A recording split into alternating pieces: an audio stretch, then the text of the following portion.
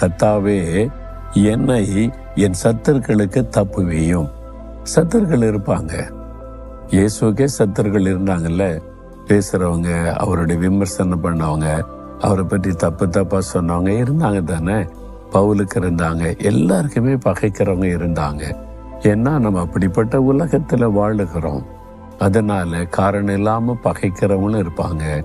பக்கத்து வீட்டுல இருப்பாங்க, எதிர் வீட்டுல இருப்பாங்க, கூட வேலை பார்க்குற பக்கத்து சீட்ல இருப்பாங்க. ஏன் ஊழியத்துக்குள்ளே இருப்பாங்க. இயேசுவோட கூடவே இல்லையா? அந்த மாதிரி பகைக்கிறவங்க, காட்டி கொடுக்கிறவங்க, துன்பப்படுத்துறவங்க இருப்பாங்க. ஆனா நீங்க ஆண்டவரிடத்துல காரியத்தை விட்டு விடுங்க. பகைக்கிறவங்களுக்கு என்னை விடுதலையாக்கி நீங்க காத்துக்கொள்ளுங்க. நான் உண்மைதான் நம்பி இருக்கிற ஆண்டவரேன்னு சொல்லுங்க. இந்த 45 வருஷ ஊழிய பாதையில ஆரம்ப காலத்திலிருந்தே பகைத்தவங்க என்னுடைய ஊழியத்துல பார்த்திருக்கிறேன்.